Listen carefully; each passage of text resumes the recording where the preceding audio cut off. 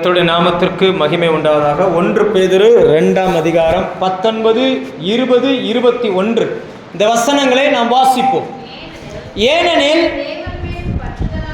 தேவன் மேல் பற்றுதலாய் இருக்கிற மனசாட்சியின் நிமித்தம் ஒருவன் அநியாயமாய் பாடுபட்டு உபத்திரவங்களை பொறுமையாய் சகித்து அதுவே பிரீதியாய் இருக்கும். நீங்கள் குற்றம் செய்து அடிக்கப்படும் போது பொறுமையோட சகித்தால் அதனால் என்ன கீர்த்தி உண்டு? நீங்கள் நன்மை செய்து பாடுபடும் போது பொறுமையோட சகித்தால் அதுவே தேவனுக்கு முன்பாக பிரீதியாய் இருக்கும்.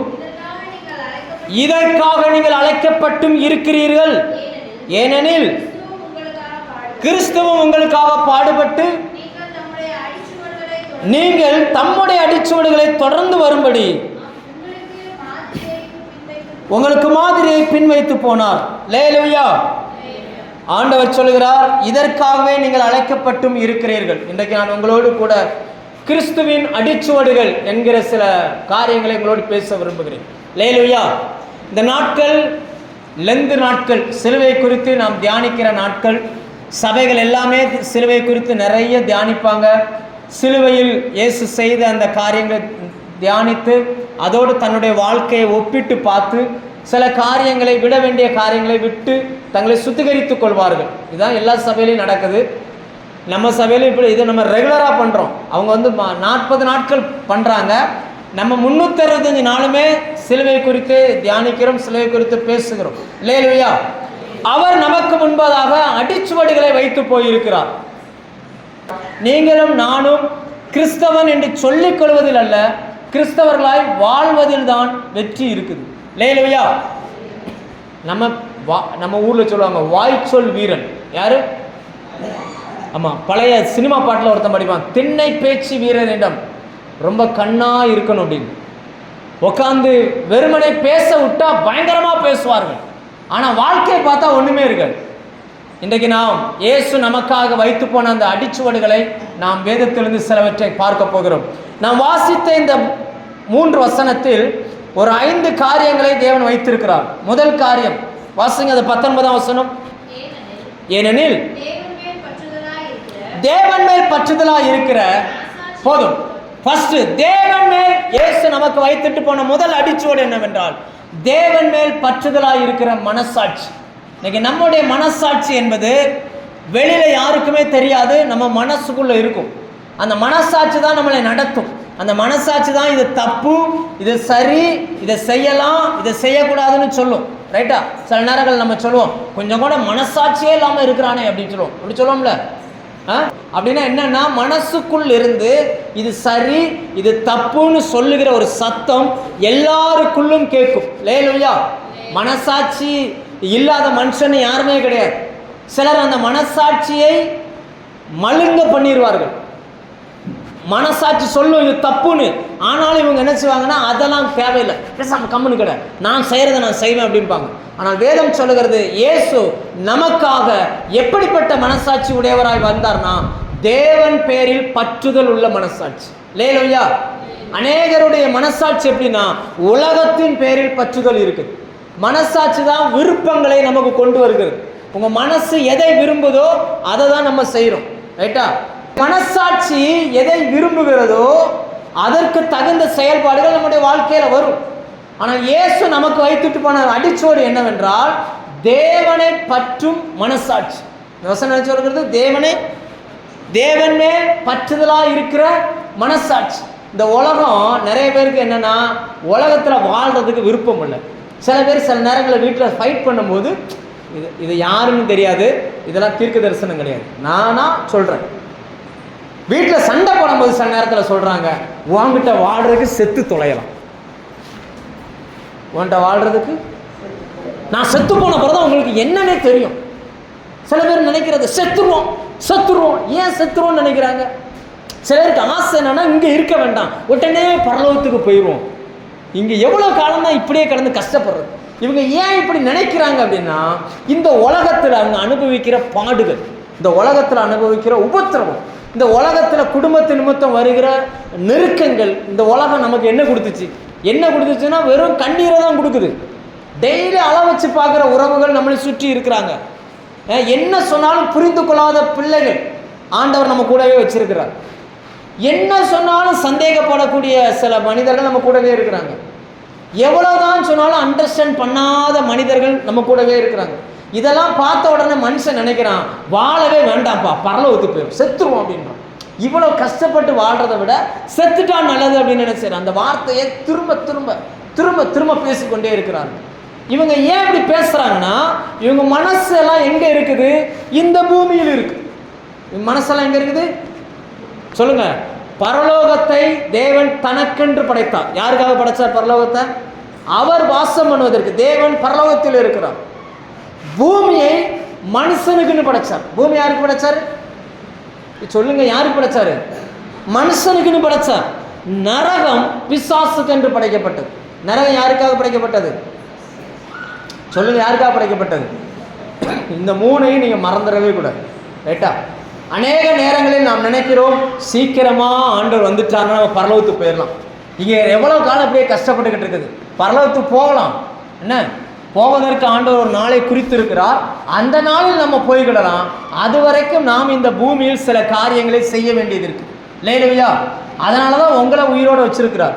தேவனுக்கு உங்களை விட அறிவு அதிகம். உண்மையா இல்லையா? உங்களுக்கே தோணுது இந்த இவ்வளோ கஷ்டத்தில் வாழணுமா, நம்ம அங்கே போயிட்டா நல்லதுன்னு சொல்லி. அப்போ தேவனுக்கு தோணாதா, என் பிள்ளை இவ்வளோ கஷ்டப்படணுமா, அங்கே தூக்கிக்கிடுவோம் அப்படின்னு சொல்லி? அவருக்கு தெரியும். ஆனால் அவர் என்ன நினைக்கிறார் என்றால், இந்த பிள்ளையை வச்சு இந்த பூமியில நான் ஏதோ ஒன்று செய்யணும்னு நினைக்கிறார்.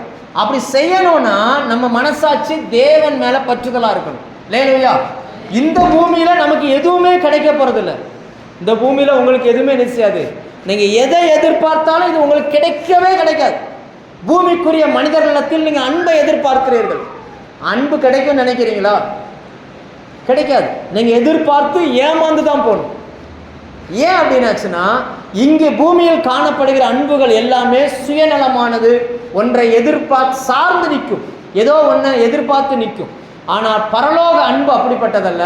ஒன்றையும் எதிர்பார்க்காமல் நமக்காக எல்லாவற்றையும் செய்து முடியும். இல்லையா? இந்த பூமியில நீங்க எதையுமே எதிர்பார்க்க முடியாது. ஆனா இந்த பூமி உங்ககிட்ட இருந்து சிலதை எதிர்பார்க்குது. உங்ககிட்ட இருந்து என்ன செய்யுது? உலகத்துல இருக்கிற மனுஷனை விட்டுரும். இப்படி வச்சுக்கிடும். உங்களுக்கு புரியுற மாதிரி சொல்றேன். இப்போ ஒருவர் ரட்சிக்கப்பட்டு சபைக்கு வரக்கூடிய ஒரு அம்மா, அதே வீட்டில் இருக்கக்கூடிய ரட்சிக்கப்படாத அந்த அப்பா, அந்த கணவன், இப்போ இந்த மனைவியும் இந்த கணவனும் ஃபைட் பண்றாங்கன்னு வச்சுக்கிடுவோமே, சண்டை வருதுன்னா மூணாவது நபர் வருவார்ல, அந்த மூணாவது நபர் வந்து என்ன தெரியுமா சொல்லுவாரு? நீ சர்ச்சுக்கு போறவ தானே, நீ பைபிளை தூக்கிட்டு ஜெபம் பண்றவ தானே, அவ பேசினான்னு சொல்லி நீயும் பதிலுக்கு பதில் பேசலாமா? கேட்பாங்களா? கேட்க மாட்டாங்களா? ஏன் ஏன் கேட்குறாங்க சொல்லுங்க? ஏன் கேட்குறார்கள்? அவர் பேசுனதுக்கு தான் நீங்கள் பதில் பேசியிருப்பீங்க. ஆனால் அவங்கள விட்டுருவாங்க, உங்ககிட்ட இப்படி கேட்பாங்க. ஏன் கேட்குறாங்க? ஏனென்றால் இந்த உலகமும் உலக மனிதர்களும் உங்களிடமிருந்து சிலரை என்ன செய்கிறாங்க? எதிர்பார்க்கிறார்கள். சபைக்கு போகக்கூடியவங்க சண்டை போட மாட்டாங்க, சபைக்கு போகக்கூடியவங்க கெட்ட வார்த்தை பேச மாட்டாங்க, சபைக்கு போகக்கூடியவங்க புருஷனை எழுத்து பேச மாட்டாங்க, சபைக்கு போகிறவங்க பிள்ளைய ஒழுங்காக வளர்ப்பாங்க. இப்படியெல்லாம் எதிர்பார்க்கிறார்கள். நான் சொல்ல புரியுதா? இந்த எதிர்பார்ப்பை எப்போ உங்களால் பூர்த்தி பண்ண முடியும்னா, எப்போ தேவனை நோக்கி பார்க்கிறீர்களோ அப்போ உங்களால் என்ன செய்ய முடியும்? பூர்த்தி பண்ண முடியும். இன்னைக்கு தேவனை பற்றுகிற அந்த மனசாட்சி இல்லைன்னா இந்த பூமியில் நாமும் வேதனை அனுபவிக்கிற சாதாரண மனிதர்களாய் நம்ம என்ன செஞ்சிருவோம்? வாழ்ந்துருவோம். ஏனென்றால் நாம் உலகத்தில் சந்தோஷத்தை உலகமே பூமியில தேடிக்கிட்டு இருக்குது. உலகமே இதுதான் தேடுது. தண்ணி அடிக்கிறவன் என்ன சொல்றான்? கொஞ்ச நேரம் தண்ணி அடிச்சா எல்லா பிரச்சனையும் மறந்து இருக்கலாம். அந்த போதை இருக்கிற வரைக்கும், போதை முடிஞ்சோன்னு என்ன ஆயிரும்? ஏற்கனவே இருந்ததை பார்க்கலாம் அதிகமான பிரச்சனை ஆயிரும். சார் காசு கொடுத்து அழுவதில் அவங்களுக்கு அவ்வளோ ஒரு ஆனந்தம். நாடகம் பார்த்த உடனே என்ன செஞ்சிடணும்? அழுகிறதுக்காகவே நாடகம் பார்க்குற ஒரு கூட்டம் இருக்கு. காசு கொடுத்தாவது அழுதுறணும் அப்படின்னு நினைக்கிறாங்க. சிரிக்கிறது காசு கொடுத்து, அழுகிறது காசு கொடுத்து, டைம் பாஸ் பண்ணுறது காசு கொடுத்து, இன்னைக்கு எல்லாமே உங்கள் பாக்கெட்டில் இருந்த பணத்தை பிடுங்குவதற்கு உலகம் ஆயத்தமாக இருக்குது. தேவன் மட்டும்தான் உங்களுக்கு ஒன்றை தருவதற்கு அவர் ஆயத்தமாக இருக்கு. இல்லையா? நான் சொல்ல புரியுதா? இன்னைக்கு மனைவி எதிர்பார்க்குற கணவனுடைய அன்பு முழுசாய் மனைவிக்கு கிடைக்குதான்னு கேட்டால் கிடைக்கல. கணவன் எதிர்பார்க்குற மனைவியினுடைய கீழ்ப்படிதல் மரியாதை கணவனுக்கு முழுசாக கிடைக்குதானா கிடைக்கல. பிள்ளைகளை எதிர்பார்க்குற பெற்றோருடைய அன்பு முழுசாக கிடைக்குதானா கிடைக்கல. பெற்றோர்கள் எதிர்பார்க்குற பிள்ளைகளுடைய கீழ்ப்படிதல் முழுசாக கிடைக்குதானா கிடைக்க மாட்டாங்க. அப்போ நாம் என்ன செய்யணும்னா தேவனை பற்றும் மனசாட்சியோடு இருக்கணும். இயேசு அப்படி இருந்தார். ஒரு சில வசனங்களை வாசிப்போம். சங்கீதம் 115:16 வாசிங்க. வானங்கள் கர்த்தருடையவைகள், பூமியையோ, பூமியை மனுஷனுக்கு கர்த்தர் கொடுத்தா. பூமியை மனுஷனுக்கு என்ன பண்ணிட்டாரு? இதை நீ வச்சுக்கோடான்னு என்ன செஞ்சிட்டாரு? கொடுத்துட்டார். கொடுத்ததுக்கு அப்புறம் அந்த பூமியை சரியாக்க வேண்டிய பொறுப்பு மனுஷனை சேர்ந்தது. இப்போ ஒரு வீடு கட்டி கவர்மெண்ட்ல கொடுக்குறாங்க. கவர்மெண்ட்ல ஒரு வீடு கட்டி கொடுக்குறாங்க. இந்த காலனி வீடு மாதிரி உங்களுக்கு ஒரு வீட்டை கொடுத்துட்டாங்க. இப்போ அந்த வீட்டை பராமரிக்க வேண்டிய பொறுப்பு யாருடையது? சொல்லுங்க. வீடு கட்டி கொடுத்தா அந்த வீட்டை யார் பராமரிக்கணும்? உங்களுது. உங்க வீட்டுக்கு ஒரு கள்ளன் வந்துட்டான், என்ன பண்ணுவீங்க? திருடன் வந்துட்டான், அவன் கையில வீட்டை கொடுத்துட்டு நீங்க போயிருவீங்களா? மிஸ்டர் திருடன் சார், நீங்கள் இந்த வீட்டுக்கு வந்ததுனால இந்த வீட்டை நீங்களே வைத்துக் கொள்ளுங்கள், நாங்கள் இங்க இருந்துட்டு வேற இடத்துக்கு போறோம், அப்படி போவீங்களா? பிசாசுக்கு இன்னொரு பேர் திருடன். பிசாசுக்கு இன்னொரு பேர் என்னது? திருடன். திருடவும் கொல்லவும் அழிக்கவுமே வருகிறானே அன்றி வேற ஒன்றுக்கு என்ன செய்ய மாட்டான். ஆண்டவர் மனுஷன் கையில பூமியை கொடுத்தா, பூமியை ஆண்டு கொள்றன்னு கொடுத்தா, அவன் வந்த உடனே இவன் மனுஷன் என்ன பண்ணிட்டான்? அங்க கையில கொடுத்துட்டு இப்போ நான் பரலோகத்துக்கு போறேன், இப்போ நான் பரலோகத்துக்கு போறேன். ஆண்டவர் சொல்ல, உன் வீடு எங்க? உனக்கு நான் கொடுத்த வீடு எங்க? வீடை நான் திருடன் கையில கொடுத்துருவேன். முதல்ல திருடனை விரட்டுன்றேன். திருடன் நினைச்சேனும் இதெல்லாம் பைபிளில் இருக்கா இல்லையா? என் நாமத்தினாலே பிசாசுகளை சொல்லுங்க, என் நாமத்தினாலே பிசாசுகளை துரத்துவார்கள். ஆண்டவர் சொன்ன விசுவாசிக்கிறவர்களால் நடக்கும் அடையாளங்கள் ஆவன. என் நாமத்தினாலே பிசாசுகளை ஏன் துரத்துறாங்க? வீட்டுக்குள்ள கள்ளன் வந்தா என்ன செய்யணும்? சொல்லுங்க, துரத்தணும். கள்ளன்ட்ட நீங்க சாவியை கொடுத்துட்டு நான் போறேன்ட்டு போயிடக்கூடாது. கர்த்தர் உங்களை நம்பி இந்த பூமியை கொடுத்திருக்கிறார். பூமி என்று சொல்லும் பொழுது வெறும் நிலத்தை மட்டுமே குறிப்பது இல்லை, உறவுகளையும் பூமியின் தான் ஆண்டவர் என்ன செய்றாரு? இயேசு நடந்து போகிறார். திரளான ஜனங்கள் பின்னாடி போன உடனே பரிசேயர்கள் சொல்லுகிறார்கள், யோவான் 12ஆம் அதிகாரத்தில், நீங்கள் செய்கிறதெல்லாம் வீணா இருக்கிறது, உலகமே அவனுக்கு பின் சென்று போயிட்டு அப்படின்றார். அப்போ அது இடவாகு பெயர். அதுக்கு பேர் என்னது? சரிதானா? கங்கனாங்குளம் அமைதியாயிற்று அப்படின்னா எது அமைதியாயிடுச்சுன்னு அர்த்தம்? கங்கனாங்குளம் அமைதியாயிடுச்சு அப்படின்னா கங்கனாங்குளத்தில் இருக்கிற வீடும் நிலமும் அமைதியா இருக்குன்னு அர்த்தம் இல்லை. கங்கனாங்குளத்தில் இருக்கிற மனிதர்கள் இப்போ எப்படி இருக்கிறாங்க? இப்ப சொல்லுங்கப்பா, அமைதியா இருக்கிறாங்க அப்படின்னு அர்த்தம். ரைட். பூமியை தேவன் மனுஷனுக்கு கொடுத்தார். இந்த பூமியை மனுஷனுக்கு என்ன செஞ்சிருக்காரு? உங்க உறவுகள், உங்க பிள்ளைகள் எல்லாமே யாருக்காக கொடுக்கப்பட்டவர்கள்? உங்களுக்காக கொடுக்கப்பட்டவர்கள். உங்களை ஆண்டவருக்கு விருப்பம், ஆண்டவருக்கு நீங்க தேவை, அதனால உங்களுக்கு ஒரு குடும்பத்தை கொடுத்தார், அதனால ஒரு பிள்ளையை கொடுத்தார், அதனால ஒரு சபையை கொடுத்தார். இவை எல்லாவற்றையும் பராமரிக்கிற பொறுப்பு இப்ப யாரை சார்ந்தது? சொல்லுங்க, யாரை சார்ந்தது? உங்களை சார்ந்தது. நீங்க தான் அவங்களை பராமரிக்கணும், நீங்க தான் அதை பாதுகாத்து கொள்ளணும். ஆனா பாதுகாத்து கொள்ளணும்னா இங்கிருந்து எதுவுமே கிடைக்காது. எங்க இருந்து தான் கிடைக்கும்? கண்களை எனக்கு ஒத்தாசை வரும் பர்வதங்களுக்கு நேராக ஏறெடுக்கிறேன், வானத்தையும் பூமியும் உண்டாக்கின கர்த்தரிடத்திலிருந்து எனக்கு ஒத்தாசை வரும். இயேசு ஒவ்வொரு முறையும் பரலோகத்தை பார்த்து அங்கிருந்து பெற்றுக்கொண்டு எல்லாரையும் பாதுகாத்தார். ஒரு வசனம் வாசிப்போம். யோவான் 17ஆம் அதிகாரம். யோவான் 17. உங்களோடு சேர்ந்தவர்களை நீங்கள் எப்படி பாதுகாத்துக் கொள்ள வேண்டும்? யோவான் 17ஆம் அதிகாரம் எடுங்க. 11-12 எடுத்தவங்க வாசிங்க பார்ப்போம். 11-17ஆம் அதிகாரம். இயேசு பண்ணுகிற அந்த ஜெபம். நான் இனி உலகத்தில் இரேன், இவர்கள் உலகத்தில் இருக்கிறார்கள், நான் உம்மிடத்தில் வருகிறேன். பரிசுத்த பிதாவே, நீர் எனக்கு தந்தவர்கள் நம்மை போல ஒன்றாய் இருக்கும்படி நீர் அவர்களை உம்முடைய நாமத்தினாலே காத்துக்கொள்ளும். ஜெபம் பண்றார், ஆண்டவரே அவர்களை காத்துக்கொள்ளும். அடுத்த வசனம் பாருங்க. நான் அவர்களுடைய கூட இருக்கையில், உலகத்தில் இருக்கையில் என்ன பண்ணாராம்? காத்து கொண்டேன். அல்லேலூயா. கிறிஸ்து உங்களையும் என்னையும் அவருடைய ஸ்தானத்தில் இந்த பூமியில் வைத்திருக்கிறார். உங்களை நம்பி கொடுத்த குடும்பத்தை, உங்களை நம்பி கொடுத்த உறவுகளை, உங்களை நம்பி தேவன் கொடுத்த எல்லாவற்றையும் அவருடைய நாமத்தை பயன்படுத்தி நீங்கள் காத்துக்கொள்ள வேண்டும். அல்லேலூயா. இதை இது கிறிஸ்துவனுடைய அடிச்சுவடு, இது ஆண்டவருடைய அடிச்சுவடு. அந்த அடிச்சுவடில் நீங்கள் நடக்கணும். அல்லேலூயா. உங்கள் கணவன் ரட்சிக்கப்படலைன்னு சொல்லி அவரை குற்றம் சொல்லக்கூடாது. அதுக்கு மாறாக நீங்கள் என்ன பண்ணணும் அப்படின்னா, அவருடைய நாமத்தை பயன்படுத்தி, ஏன்னா வசனம் சொல்லுகிறது, அவருடைய நாமத்தின் மேல் விசுவாசம் உள்ளவர்கள் எத்தனை பேரோ அத்தனை பேரும் அவருடைய பிள்ளைகள். அவருடைய நாமத்தை பயன்படுத்தி, இயேசு கிறிஸ்துவின் நாமத்தில் என் கணவனை நான் பாதுகாக்கிறேன், என் கணவனுக்குள்ளே இருக்கிற பிசாசை நான் துரத்துறேன்னு நீங்கள் என்ன செய்யணும்? ஜெபம் பண்ணணும். அந்த அதிகாரத்தை கடவுள் உங்கள் கையில் கொடுத்துருக்குறேன். இல்லையா? நீங்கள் பயன்படுத்தணுங்க. கர்த்தர் உங்களுக்கு கொடுத்ததை நீங்கள் என்ன செய்யணும்?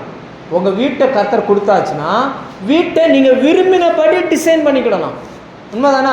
கொடுக்கும்போது வெறும் வீடை தான் கொடுப்பாங்க. அந்த வீட்டில் நீங்கள் விரும்பினா பீரோ வாங்கி வச்சுக்கிடலாம், நீங்கள் விரும்பினா வால்பேப்பர் ஒட்டிக்கிடலாம், நீங்கள் விரும்பினா அந்த வீட்டுக்குள்ளே என்னெல்லாம் அலங்காரம் பண்ண முடியுமோ நீங்களே என்ன செஞ்சுக்கலாம்? அலங்காரம் பண்ணிக்கலாம். சில சோம்பேறிகள் வீட்டை கடைசி வரைக்கும் அப்படியே போட்டிருக்கோம், குப்பை கடங்கு மாதிரி போட்டிருக்கோம். வெளியில் கிடக்கிற குப்பையை விட உள்ளே கிடக்கிற குப்பை என்ன செய்யும்? அது அவரவருடைய விருப்பத்தை பொறுத்து. உண்மையா இல்லையா? இன்னைக்கு உங்களை சுற்றி இருக்கிறவர்கள் எப்படி வாழ வேண்டும் என்பதை நீங்கள் தீர்மானிக்கணும். இல்லையா? இயேசு அப்படி தீர்மானித்தார். என் கூட இருக்கிற சீசர்களை அவருடைய நாமத்தில் நான் காத்துக்கொள்வேன் அப்படின்னு தீர்மானித்தார். அதைத்தான் பைபிள் சொல்லுகிறது. அந்த வசனம் என்ன சொல்லுகிறது பாருங்க, தேவன் மேல் பற்றுதலாக இருக்கிற மனசாட்சி. தேவன் மேல் பற்றுதலாக இருக்கிற. ஏன் இந்த உலகத்தில் பிரச்சனை அப்படின்னு பார்த்தீங்கன்னா, 2 வசனம் வாசிப்போமா? லூக்கா 4ஆம் அதிகாரம் 6-7. இயேசுவுக்கு ஒரு சோதனை. பிசாசு அவரை உயர்ந்த மலையின் மேல் கொண்டு போய் நிப்பாட்டி உலகத்தின் சகல ராஜ்யங்களையும் ஒரே செகண்டில் அவருக்கு காண்பித்து அவன் சொல்றான், இவைகள் எல்லாவற்றின் மேலுள்ள. இப்ப அந்த அதிகாரம் யார் கையில? இயேசு இருந்த காலத்துல யார் கையில் அதிகாரம்னா பிசாசு கையில். இவைகள் எல்லாவற்றுக்கும் மேலுள்ள அதிகாரம் என் கையில் ஒப்பு கொடுக்கப்பட்டிருக்கிறது. நீர் என்னை விழுந்து பணிந்து கொண்டால் இவைகள் எல்லாம் உம்முடையது ஆகும். எனக்கு விருப்பமானவைகளுக்கு இவைகளை நான் என்ன செய்யறேன்? கொடுக்குறேன். அப்படி இருக்கா? வசனம் இருக்கா? அப்ப அதிகாரம் யார் கருத்துல இருக்குதோ அவங்க அதை என்ன செய்யலாம்? கொடுக்கலாம். அந்த நாளில் பிசாசு கையில் அந்த அதிகாரம் இருந்துச்சு.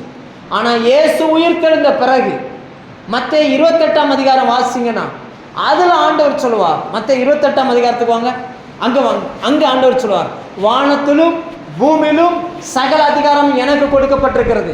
நீங்கள் புறப்பட்டு போய் சகல ஜனங்களையும் சீசராக்கி பிதா குமாரன் பரிசுத்த ஆவியின் நாமத்தில் ஞானஸ்நானம் கொடுங்கள். அப்பொழுது இயேசு சமீபத்தில் வந்து அவர்களை நோக்கி, வானத்திலும் பூமியிலும் சகல அதிகாரமும் எனக்கு கொடுக்கப்பட்டு. நல்லா புரிஞ்சுக்கோங்க, ஒரு காலத்துல பிசாசின் கையில் அதிகாரம் இருந்தது உண்மை. ஆனா இப்ப அந்த அதிகாரம் யார் கைக்கு வந்திருக்குது?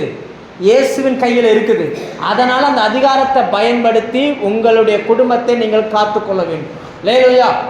கீழ்ப்படியாத பிள்ளைகள் வீட்டில் இருந்தாங்கன்னா இயேசுவின் நாமத்தில் அந்த பிள்ளைகள் ஜெபம் பண்ணணும். ரைட்டா?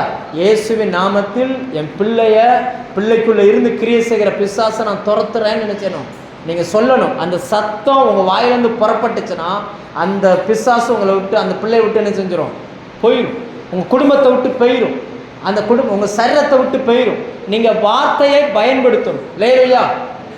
மரணமும் ஜீவனும் இதில் தான் இருக்குது, நாட்டில் தான் இருக்குது. நீங்கள் பயன்படுத்துகிற பேச்சில் தான் இருக்குது. நிறைய நபர்கள் பார்த்தீங்கன்னா அதை பயன்படுத்தவே மாட்டுறாங்க. முந்தியெல்லாம் பார்த்தீங்கன்னா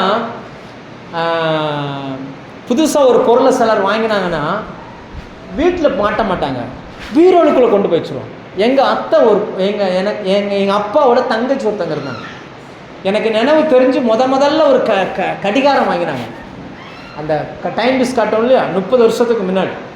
அவங்க என்ன செய்வாங்கன்னா அதை சவுத்தில் போட மாட்டாங்க, அதை அப்படியே உள்ளே வச்சு ஒரு பெட்டிக்குள்ளே வச்சுக்கிடுவாங்க. ஏதாவது கடிகாரம் டைம் பார்க்கணுன்னா மட்டும் வெளியில் எடுத்து மணி எத்தனை அப்படின்னு பார்ப்பாங்க, மறுபடியும் தூக்கி என்ன செஞ்சுக்கிடுவாங்க. இது ஏன் இப்படி வச்சுருக்காங்கன்னு தெரியல. சில பேர்லாம் பார்த்தீங்கன்னா இந்த மாதிரி பண்ணுறாங்க.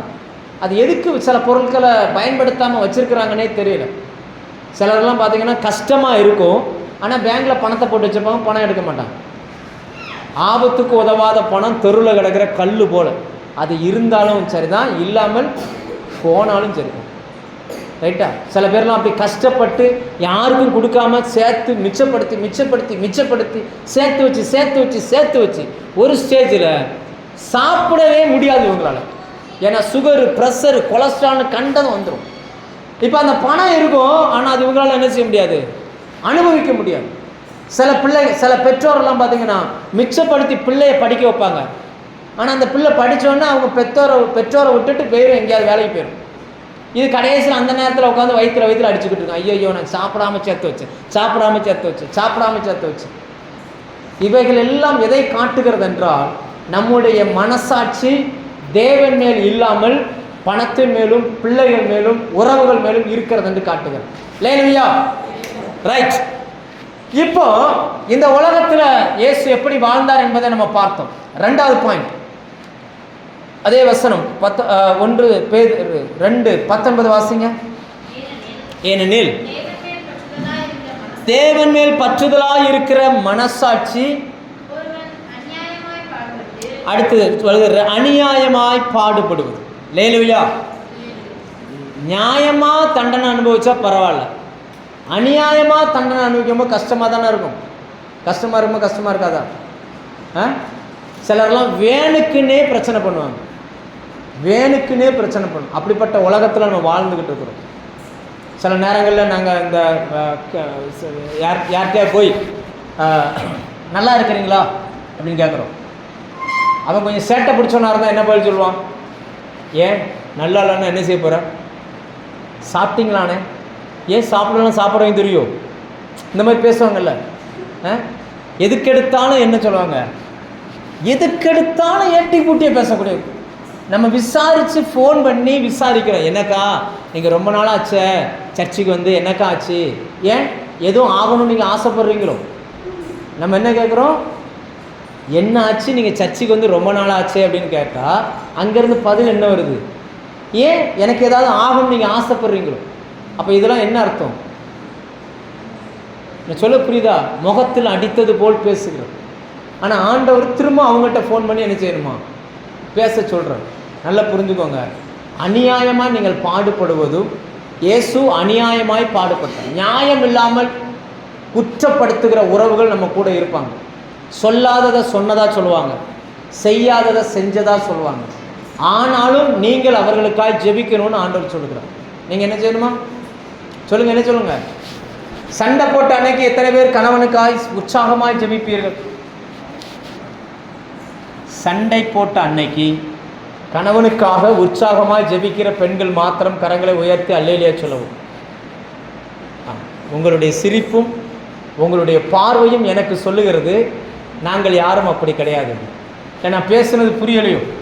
வீட்டில் சண்டை வந்த அன்னைக்கு என் கணவனுக்காக நான் திறப்புலே நிற்கிறேன், அவர் ஆசீர்வதிக்கப்படட்டும், அவர் நன்றாக இருக்கட்டும், அவருடைய கை கால்கள் பலனாக இருக்கட்டும், நல்ல பணத்தை கொடுங்க. எத்தனை பேர் இப்படி ஜெபிக்கிறோம்? கொள்ளையில் போக அவன் கை என்னை அடிச்சு விட்டான்,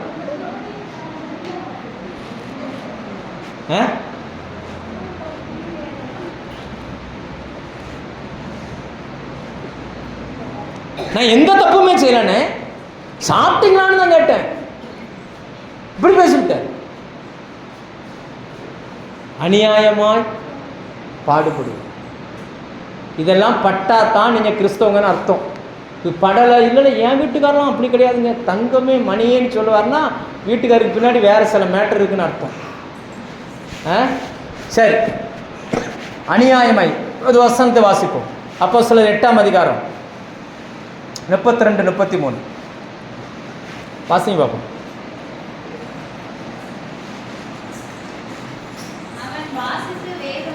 அவன் வாசித்த வேத வாக்கியம் என்னவென்றால், ஏசாயா 55 எடுமா, 53 எடுமா, 53:7 எடு. அவர் ஒரு ஆட்டை போல் அடிக்கப்படுவதற்கு கொண்டு போகப்பட்டார், மயிர் கத்திரிக்கிறவனுக்கு முன்பதாக சத்தமிடாதற்கு ஆட்டை போல் இருந்தார். அவர் தமது வாயை திறவாது இருந்தார். அவர் தம்மை தாழ்த்தின போது அவருடைய நியாயம் எடுத்து போடப்பட்டது. அவருடைய ஜீவன் இந்த பூமியிலிருந்து எடுபட்டு போயிற்று. அவருடைய வம்சத்தை யாராலே சொல்லி முடியும்? இதை அந்த மந்திரி வாசிக்கிறார். கவனிங்க, இதில் முக்கியமான பாயிண்ட் என்னன்னா, ஆடை மேய்ப்பன் கூட்டிட்டு போறார். அந்த ஆடை அந்த மேய்ப்பன் கூட்டிட்டு போறதுனால ஆடு வாய் திறக்காம இருக்குது. ஏன்னா இந்த ஆடை நடத்திட்டு போறது யாரு? அந்த மேய்ப்பன். ஆடை வளர்க்குற மேய்ப்பன் கூட்டிட்டு போறார். அந்த ஆடை அந்த மேய்ப்பன் கூட்டிட்டு போறதை பார்த்த உடனே வாய் திறக்காம இருக்குது. ஆனால் அந்த ஆடை அவர் எங்க கூட்டிட்டு போறாரு அப்படின்னு பார்த்தீங்கன்னா, வாசிமா அதுல வாசி, ஏசாயா 53:7 வாசி. அவர் நெருக்கப்பட்டும் ஒடுக்கப்பட்டும் இருந்தார், ஆனாலும் தம்முடைய வாயை அவர் திறக்கவில்லை. அடிக்கப்படும்படி, நல்ல கவனிங்க, கொண்டு போகப்படுகிற ஒரு ஆட்டை போல் இருந்தார். எத்தனை பேர் கர்த்தர் என் மேய்ப்பர்னு சொல்றீங்க? கரங்களை ஒருத்தி அலையிலே சொல்லுங்க. அப்போ கர்த்தர் என் மேய்ப்பரா இருக்கிறார், அவர் தான் என்னை சரியா நடத்துறாருன்னு சொல்லி தான் நம்ம எல்லாரும் நம்புறோம். ஆனா சில நேரங்களில் அவர் நம்ம எங்கே கொண்டு போகிறார் அப்படின்னு பார்த்தீங்கன்னா, நம்முடைய நியாயம் எடுத்து போட முடியாத இடத்துல கொண்டு போய் என்ன செய்றாரு? நிப்பாட்டுறாரு. உண்மைதானா? எத்தனை பேர் கணவன், கர்த்தர் கொடுத்த கணவன், கர்த்தர் கொடுத்த பிள்ளைகள், கர்த்தர் கொடுத்த சபை, கர்த்தர் கொடுத்த உடன்பிறப்பு, கர்த்தர் கொடுத்தது எல்லாமே நம்ம நம்புகிறோம். ஆனால் அநேக நேரங்களில் கர்த்தர் கொடுத்தவர்களாக இருக்கிறவர்களே நம்மளை என்ன பண்ணுறாங்க? காயப்படுத்துகிறார்கள். அதில் நியாயம் இருந்தாலும் பரவாயில்ல, அநியாயமாக என்ன செய்கிறாங்க? அநியாயமாக காயப்படுத்துகிறாங்க. இயேசு நடந்த அந்த அடிச்சுவடு எப்படிப்பட்டதுன்னா, பிதா அவரை இந்த பூமிக்கு அனுப்பினார். எப்படிப்பட்ட மக்கள் மத்தியில் அனுப்பினார்னு பார்த்தீங்கன்னா, என்ன சொன்னாலும் குற்றம் கண்டுபிடிக்கிற மக்கள். என்ன சொன்னாலும், தாவீதை ராஜாவை முதல்ல ஏற்படுத்தின கூட்டம் எப்படிப்பட்ட கூட்டம்னு பார்த்தீங்கன்னா, முறுமுறுக்கிறவங்க, கடன்பட்டவங்க, ஒடுக்கிறவங்க. அதில் முறுமுறுக்கிறவங்களுக்கு பேர் போட்டிருப்பாங்க அன்சாட்டிஸ்ஃபைடு பீப்புள் அப்படின்னு. என்ன சொன்னாலும் குற்றம் கண்டுபிடிக்கிறவங்க. இப்படி ஒரு ஆள் இருந்தால் போதும், ஒரு குடும்பத்தில் ஒரு ஆள் இருந்தால் போதும், சமாளிக்கவே முடியாது. தாவீது கூட இருந்தது மொத்தம் எத்தனை பேர்? 400 பேர். 400 பேர் குற்றம் மட்டுமே கண்டுபிடிக்கிறான். எப்படி இருக்கும் அந்த மனுஷன் வாழ்க்கை? நல்லா புரிஞ்சுக்கோங்க. இயேசுவின் அடிச்சுவடைகளை நீங்கள் பின்பற்றினால் சில நேரங்களில் குற்றம் கண்டுபிடிக்கிற மனிதர்கள் உங்களோடு வருவார்கள். அல்லேலூயா. உங்க உறவுகள் குற்றம் கண்டுபிடிக்கிறவங்களாவே இருப்பாங்க. ஒரு தப்புமே நீங்க செஞ்சிருக்க மாட்டீங்க, தப்பு பண்ணாங்கம்பாங்க, நான் பார்த்தேன்பாங்க. உங்களால் என்ன சொல்ல முடியும்? வாதாட முடியாது. பதிலுக்கு பதில் நம்மளால் என்ன செய்ய முடியாது. உலக மனுஷன்ட்ட பேசி உங்களால் ஜெயிக்கவே முடியாதுங்க. பேசி ஜெயிக்கவே முடியாது. ஏன்னா நம்மளால் ஒரு குறிப்பிட்ட எல்லைக்கு அப்புறம் பேச்சு நமக்கு வராது, அழுக மட்டும்தான் வரும். அழுதுட்டு எங்கேயாவது போயிடும், போ எந்தாலும் போ அப்படின்ட்டு போயிடும். இன்னொரு வசனத்தை கூட வாசிப்போம். லூக்கா பொறுமையாய் சகிப்பது, 3ஆம் பாயிண்ட், பொறுமையாய் சகிப்பது. 21:19 21:19 வாசம். உங்கள் 3ஆம் பாயிண்ட், பொறுமையினால் உங்கள் ஆத்துமாக்களை காத்து கொள்ளுங்கள். வேதம் சொல்லுகிறது, அந்த 1 பேதுரு 2:19 அந்த வசனம் என்ன சொல்லுது அப்படின்னு பார்த்தீங்கன்னா, தேவன் மேல் பற்றுதலாக இருக்கிற மனசாட்சி நிமித்தம் ஒருவன் அநியாயமாய் பாடுபட்டு உபத்திரவங்களை பொறுமையாய் சகிக்கணும். உபத்திரவங்களை என்ன செய்யணுமா? பொறுமையினால் உங்கள் ஆத்துமாக்களை காத்து கொள்ளுங்கள். அல்லேலூயா. பொறுமை ரொம்ப ரொம்ப அவசியங்க. அது ஆவியின் கனி. கலாத்தியர் 5:21-22 இந்த வசனம் சொல்லுகிறது, ஆவியின் கனி 9 கனிகளில் ஒன்று என்னன்னா நீடிய பொறுமை. ஒன்று என்னது? பொறுமை. பொறுமை ரொம்ப ரொம்ப அவசியங்க. ஒரு முறை நான் ஏற்கனவே சொல்லியிருக்கேன், மறுபடியும் சொல்கிறேன். ஒரு வயதான அப்பா, நம்ம ஐயா மாதிரி இருப்பார்னு வச்சுக்கிடுமே, நம்ம ஐயா மாதிரி. இவர் பையன்கிட்ட போய் ஒரு கேள்வி கேட்குறார். அந்த பையன் அர்ஜென்ட்டாக ஏதோ வேலை பார்த்துட்டு இருக்கிறான். அவர்கிட்ட போய் ஏதோ ஒன்று கேட்குறார். கேட்டவுடனே அந்த ஆள் ஒரு பதிலை சொல்லுகிறார். இப்போ நான் சொல்கிறோம்லப்பா இதுதான்ப்பா அப்படின்றார். திரும்பியும் இவர் போய் கேட்குறார். தடவை சொல்லும் போது சாதாரணமாக சொன்ன ஆள் அடுத்த முறை கேட்கும்போது என்ன ஆகிடுது, கொஞ்சம் ரைஸ் பண்ணுற வாய்ஸை கொஞ்சம் கூட்டுறாரு. இப்போ நான் தான் சொல்கிறோம்லப்பா இதுதான் சொல்கிறோம்ல அப்படின்றார். 3ஆவது முறையும் இவர் போய் கேட்குறார், மாதவன் எனக்கு இதுதான் ஏதோ ஒரு கேள்வி கேட்குறார். இப்படி வச்சுக்கூடமே. இப்போ ஒரு கத்திரி எங்கன்னு இவர் ஒரு கேள்வி கேட்குறார். கத்திரி எங்கப்பா? மிஷினுக்கு மேலே வச்சுருக்கிறேன். ஃபஸ்ட்டு சொல்லும் போது என்ன சொல்கிறாரு, ஒரு 2 நிமிஷம் கழிச்சு திரும்ப போய், மாதவன் கத்திரி எங்க? மிஷின் மேலே வச்சுருக்கேன்னு சொன்னோம்ல. 3ஆவது போய் அடுத்து ஒரு 2 நிமிஷம் கழிச்சு போய் கத்திரி எங்க அப்படின்னு. இப்போ அவரோட வாய்ஸ் எப்படின்னா மாறும். ரொம்ப கோபப்படுறாரு. உடனே இந்த அப்பா என்ன பண்ணுறாரு, போய் ஒரு டைரியை தூக்கிட்டு வர்றார். டைரியை தூக்கிட்டு வந்து அவர் அர்ஜென்ட்டாக வேலை பார்த்துக்கிட்டு இருக்கிறார். அந்த பையன்கிட்ட டைரியை கொடுக்குறார். இதை கொஞ்சம் படித்து பாருங்க, இதில் என்ன இருக்குது, நான் எவ்வளோ முக்கியமான வேலை பார்த்துக்கிட்டு இருக்கேன். இல்லைப்பா அதை கொஞ்சம் படித்து பார்ப்பா, அதில் ஒரு 25 பக்கத்தை எடுத்து கொஞ்சம் படித்து பாரு அப்படின்ட்டு அப்பா போயிட்டார். இந்த ஆள் உடனே படிக்கலை. கொஞ்ச நேரம் கழித்து மறுபடியும் என்ன பண்ணுறாரு, அப்படி என்னத்தான் இவர் எழுதி வச்சுருக்க போகிறான்னு எடுத்து பார்த்தா அதில் அந்த அப்பா டைரி எழுதுகிற பழக்கம் உள்ளவர். அவர் எழுதியிருக்கிறாரு, இன்றைக்கி என் பையன் மாதவன் பட்டர்ஃப்ளையை காமிச்சு இது என்னதுன்னு கேட்டான். நான் பட்டர்ஃப்ளைன்னு சொன்னேன். 30 தடவை என்கிட்ட கேட்டான். 30 தடவையும் நான் பட்டர்ஃப்ளைன்னு நினச்சிருந்தேன். ஏன்னா சின்ன பிள்ளையாக இருக்கும்போது நிறைய சந்தேகம் கேட்கும்ல. 30 தடவை அப்படி சொன்னேன்னு எழுதியிருக்கு. இதை பார்த்த உடனே அந்த பையனுடைய இருதயம் என்ன செய்யுது, சார் எனக்கு எங்கள் அப்பா 30 முறை பொறுமையாக சொல்லியிருக்காரு, நான் 2 முறை கூட அவர்கிட்ட என்ன இல்லை. இன்றைக்கி அந்த பொறுமை நம்மகிட்ட இல்லைங்க. நிறைய குடும்பத்தில் பிரச்சனை காரணம் என்ன, பொறுமை இல்லை. நீங்கள் இயேசுவிடம் வருவதற்கு அவர் 30 வருஷம் வெயிட் பண்ணியிருப்பார். 30 வயசில் ரசிக்கப்பட்டிருப்பீங்க. உங்கள் கணவன் நீங்கள் வந்த உடனே ரசிக்கப்படணும்னு நீங்கள் விரும்புகிறீங்க. நான் சொல்கிறேன், என் வீட்டுக்காரர் கேட்கவே மாட்டேங்காரு. உனக்காக அவர் 30 வருஷம் வெயிட் பண்ணார்ல, உன் புருஷனுக்காக நீ ஒரு 2 வருஷம் வெயிட் பண்ணாதான் என்ன. ஆனால் அது நமக்கு என்ன செய்யாது, பொறுமை கிடையாது. நான் சொன்ன உடனே, நான் இப்போ வரதான் சர்ச்சைக்கு வரேன், நான் கேட்டேன்னா நான் வீட்டில் போய் சொல்லுவேன். சொன்ன உடனே அவர் துள்ளி குதிச்சு, ஓ அப்படியா இயேசுவை ஏற்றுக்கொள்ளணுமா, உடனே வந்துடும் நம்ம நினைக்கிறோம். அதன் விளைவுதான் நாம் உபத்திரவங்களை அனுபவிக்கிறோம். அல்லேலூயா. பொறுமையாய் நாம் காத்திருக்க வேண்டும். இது இயேசுவினுடைய 3வது அடிச்சூர். இயேசு இந்த பூமிக்கு வந்தார், சிலுவையில் அவ்வளவு பாடுகள் பட்டார். ஒருத்தம் கூட அவர்கிட்ட வந்து நான் செஞ்சது தப்புன்னு என்ன செய்யறார், கேட்கவே இல்லை. பதிலாக இவர் தான் பிதாவே இவர்களை மன்னியும்னு சொல்லி ஜெபிக்கிறார். நம்ம இப்படி வச்சுக்கிறோம். நாம் இயேசுவிடம் வருவதற்கு அவர் எத்தனை வருடம் காத்திருந்தார் யோசிச்சு பாருங்க. எத்தனை வருஷம் காத்திருப்பார். இப்போ நான்லாம் 20 வயசில் ரசிக்கப்பட்டேன், 19 20 வயசில் ரசிக்கப்பட்டேன். ஆனால் நான் என்ன எதிர்பார்க்குறேன்னா, என் பிள்ளை 10 வயசுல ரசிக்கப்படணும்னு எதிர்பார்க்குறேன்.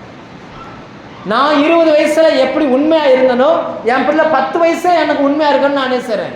சரியா தப்பா அப்படின்னு கேட்டால் தப்பு. ஏனென்றால் நான் நீடிய பொறுமையாக இருக்கணும். அதுக்காகவே என் பிள்ளைய எனக்கு கீழ்ப்படியாமல் கர்த்தர் என்ன செய்கிறாரு, மாத்துறா. இன்னைக்கு பொறுமை எங்கே கற்றுக் கொடுக்கப்படும்? 2 காரியங்கள். இதை மட்டும் பார்த்துட்டு நான் 5 பாயிண்ட் எழுதிட்டு வந்தேன். சரி, இந்த 2 பாயிண்டை மட்டும் நான் பார்த்துட்டு முடியும். பொறுமை எங்கே கற்றுக் கொடுக்கப்படும், எப்படி உங்களுக்குள் பொறுமை வரும்? வாசிப்போம். ரோமர் 5ஆம் அதிகாரம் 3ஆம் வசனம். ரோமர் 5ஆம் அதிகாரம் 3ஆம் வசனம் எடுங்க.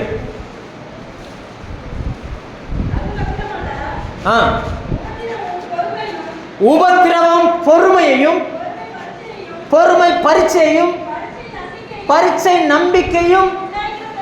நல்லா கவனிங்க. இப்போ பொறுமை ஒரு மனுஷனுக்குள்ள எப்போ வரும்னா, உபத்திரவம் வரும்போது பொறுமை வரும். எது வரும்? எது வரும்போது? தாவீது சொல்லுகிறான், நான் உபத்திரவப்பட்டது எனக்கு நல்லது. உபத்திரவம் வந்தால் தான் பொறுமை வரும். உபத்திரவம் வரலன்னா பொறுமை வராது. இப்படி வச்சுக்கிடும். இப்போ ஒரு பண நெருக்கடி, ஒரு பண தேவை வந்துருச்சு, நம்ம ஜெபிக்கிறோம். எந்த பக்கமே பணம் வர்றதுக்கு வாய்ப்பு இல்லை. ஆனால் நம்ம ஜெபிச்சுக்கிட்டே இருக்கிறோம், ஆண்டவரே எங்கேயாவது வேணும். நம்ம பார்க்குற ஆள்கிட்டலாம் போய் கேட்குறோம். ஆனால் யாருமே இல்லைன்னு கை விரிச்சிருந்தாங்க. அந்த டைம் வந்த உடனே தேவன் அதிசயமாக உங்கள் அக்கௌண்ட்டுக்கு பணத்தை அனுப்பிட்டாருன்னு வச்சுக்கோங்க. இப்படி வந்துருச்சு. இப்போ நீங்கள் என்ன நினைப்பீங்க? சொல்லுங்கள், என்ன நினைப்பீங்க? சரி, அவசரப்பட்டு எவன்கிட்டயோ போய் கேட்டாங்க. ஆண்டவர்கிட்ட கேட்டிருந்தா ஆண்டவர் என்ன செஞ்சிருப்பாரு, தந்திருப்பார். எந்த மனுஷங்கிட்டையும் என்னை கையேந்த விடலை. அப்போ அடுத்த முறை பிரச்சனை வரும்போது நீங்கள் என்ன பண்ணுவீங்க சொல்லுங்கள்? அடுத்த முறை பிரச்சனை வரும்போது இப்போ என்ன செய்வீங்க? போன தடவை ஆண்டவர் தந்தார்ல, இந்த தடவையும் தருவார்னு நம்ம என்ன பண்ணுவோம்? நான் சொல்ல புரியுதா? ஒரு உபத்திரம் வந்ததுனால இந்த பொறுமை நமக்கு வந்துச்சு. இல்லைன்னா இந்த பொறுமை நமக்கு என்ன செய்யாது, வராது. உங்கள் வாழ்க்கையில் நீங்கள் அனுபவிக்கிற எல்லா பிரச்சனைகளுக்கு பின்னாடியும் உங்களுக்கு ஒன்றை உருவாக்குவதற்கு அவர் ரெடியாக இருக்கிறார். இல்லையா? 2 பேதுரு 1:6. 2 பேதுரு 1:6 வாசிங்க. இதை மட்டும் நான் கொஞ்சம் அழுத்தமாக சொல்லிட்டு நம்ம முடிப்போம். ஞானத்தோட இச்சை அடக்கத்தையும், இச்சை அடக்கத்தோட பொறுமையும். போதும். இப்போ முதல்ல உபத்திரவத்தினால பொறுமை வருது, ரெண்டாவது இச்சை அடக்கம் எந்த மனுஷனுக்குள்ள இருக்குதோ அவனுக்குள்ள பொறுமை ஆட்டோமேட்டிக்காக என்ன செய்யுது, வருது. இந்த இச்சையினோடனே நமக்கெல்லாம் என்ன ஞாபகம் வருது, பாலியல் சம்பந்தமானது மட்டும்தான் என்ன செய்யுது ஞாபகம். இதுதான் இச்சை நம்ம நினச்சிக்கிட்டு இருக்கிறோம். ஆனால் வேதம் நிறைய காரியங்களை இச்சை என்று சொல்லுது. அதில் ஒன்றை மட்டும் நம்ம வாசிப்போம். யோபு 12ஆம் அதிகாரம், யோபு 12 அதில் 11 12 11 எடுங்க. நாவானது போஜனத்தை ருசி பார்க்கிறது போல செவியானது வார்த்தைகளை என்ன செய்யுது, ருசி பார்க்கும்.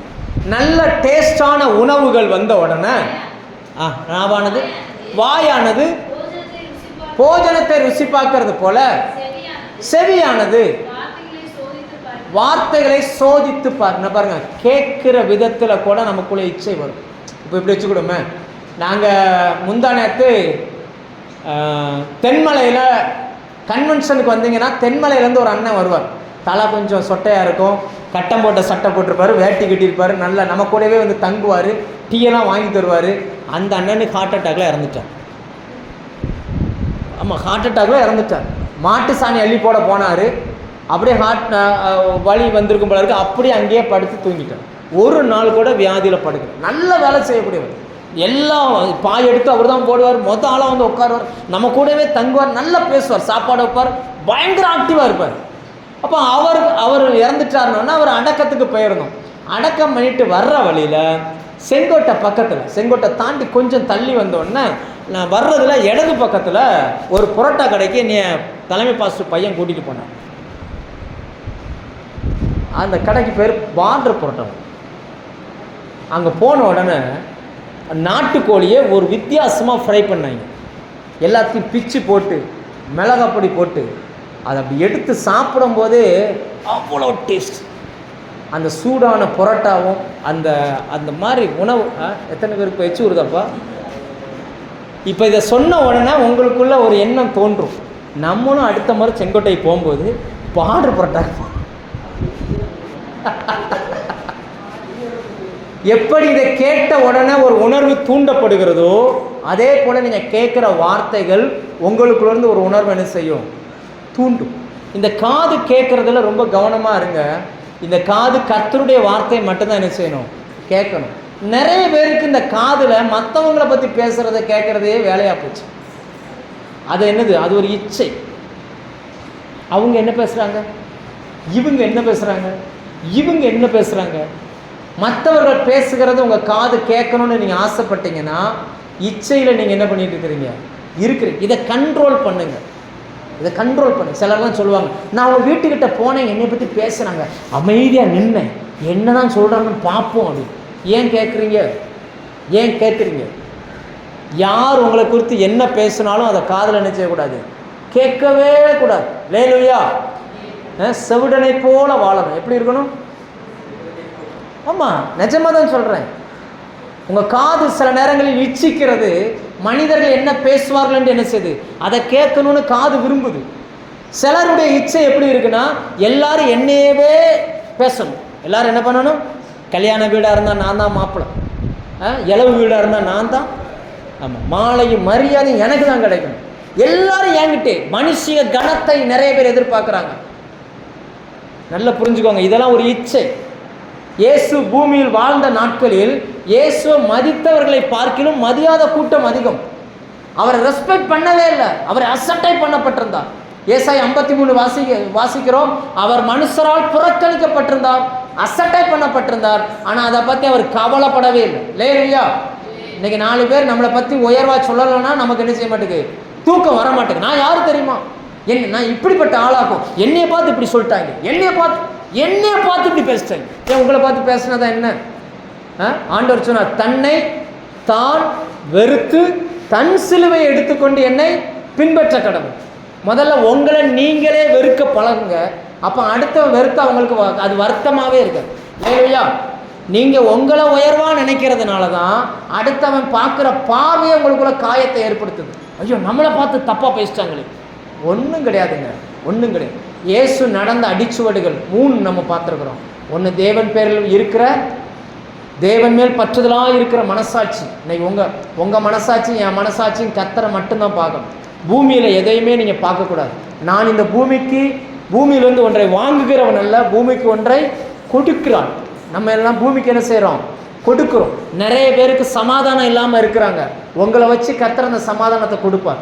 நிறைய பேர் சுகம் இல்லாமல் இருக்கிறாங்க, உங்களை வச்சு அந்த சுகத்தை கர்த்தர் கொடுப்பார். நிறைய பேருக்கு ரட்சிப்பு இல்லாமல் இருக்கிறாங்க, உங்களை வச்சு அந்த ரட்சிப்பு என்ன செய்வார்? கொடுப்பார். உங்களை கொடுக்குற இடத்துல கர்த்தர் வச்சிருக்கிறார். லேலுயா. நம்ம ரெண்டாவது பார்த்தோம், அவங்க எப்படிப்பட்டவங்கன்னா அநியாயமாய் பாடுபட்டாலும் சகிக்கக்கூடியவர்கள். லேலுயா. விட்டு உதறிட்டு போக மாட்டாங்க, அதை சகிக்கக்கூடிய. பரவாயில்ல, பிரச்சனை வந்தாலும் பரவாயில்ல, நாம் என்ன செய்வோம்? சகித்து கொண்டு இருப்போம். மூன்றாவது பார்த்தோம், அவர்கள் பொறுமையாக இருக்கிறவர்கள். உங்கள் பொறுமை ரொம்ப முக்கியம். லேலுயா. பொறுமையினால தான் உங்கள் ஆத்துமாக்களை காத்துக்கொள்ள முடியும். லேலுயா. ரொம்ப பொறுமையாக இருக்கு. கர்த்தர் உங்களை அழைத்தவர் உண்மை உள்ளவருங்க, அதில் மாற்றுக்கிறதே கிடையாது. உங்களை அழைத்தவர் எப்படிப்பட்டவர் தான்? யார் உங்களை விட்டுட்டு போனாலும் ஆண்டவர் உங்களை விட்டுட்டு போக மாட்டார். அவர் உங்களுக்கு தேவையான எல்லாவற்றையும் அவர் தருவார். அவர் நம்மை குறித்து நினைத்திருக்கிற நினைவுகள் நன்மைக்கு ஏதுவானவை. லேலுயா. ஒவ்வொரு நாளும் நீங்கள் தூங்குவீங்கல்ல, தூங்கும்போது உங்கள் பக்கத்தில் வந்து நின்று உங்களை பார்ப்பார். என் பிள்ளை என்னை நம்பி எப்படி தூங்குது பார். ஏன்னா மறுநாள் வரக்கூடிய பிரச்சனை உங்களுக்கு தெரியாது, அவருக்கு தெரியும். அதனால் அவர் வந்து பார்த்துட்டு சொல்லுவார், இவன் நல்லவன் நினச்சி இவன்கிட்ட பழகிக்கிட்டு இருக்கிறான், இவன் தான் இவனுக்கு முதல்ல ஆப்பு வைக்கிறவனே. இது தெரியாமல் இவன் என்ன பண்ணிகிட்டு இருக்கிறான்? தூங்கிக்கிட்டு இருக்கான் பார். ஆண்டவர் வந்து பார்ப்பார். ரைட்டா? தூங்கி எந்திரிச்ச உடனே அதே பக்கத்தில் வந்து நிற்பார். இன்னைக்கு என் பிள்ளைக்கு நான் என்னெல்லாம் கொடுக்கணும்னு வந்து என்ன செய்வார்? நிற்பார். ஆனால் நம்ம தான் நிறைய நேரத்தில் அதை என்ன பண்ணுறோம்? மிஸ் பண்ணுறோம். நம்ம அந்த சத்தத்தை என்ன செய்யறதில்ல, கேட்கல. நம்ம காது வேறு சத்தத்தை கேட்குது, இந்த சத்தத்தை என்ன செய்ய மாட்டேங்குது. ஒரு வசனத்தை கடைசியாக வாசித்து முடிப்போம். யோவான் 5ஆம் அதிகாரம் எடுங்க. யோவான் 5ஆம் அதிகாரம்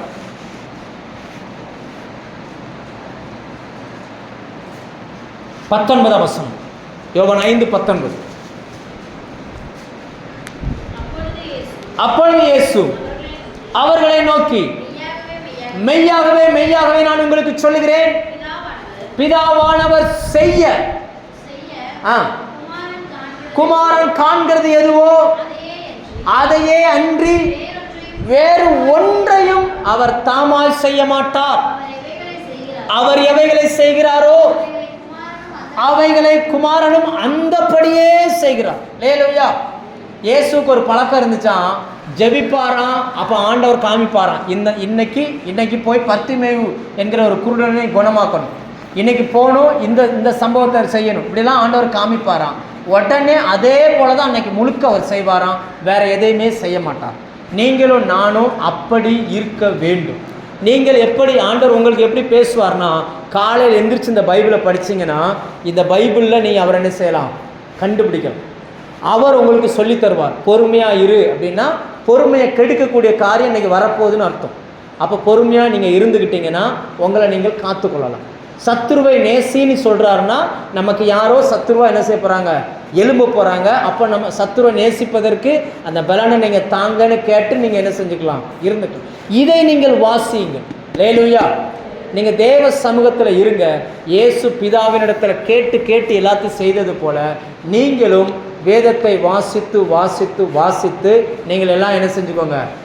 ஏன்னா இதை ஆராய்ந்து பாருங்கள். இதை என்ன செய்யணுமா? தேடி வாசிங்கள்னார் ஆண்டவர். என்ன சொன்னார்? அதே 5ஆம் அதிகாரம் எடுங்க. அதே யோவான் 5ஆம் அதிகாரத்தில் வேதத்தின் பிரமாணங்களை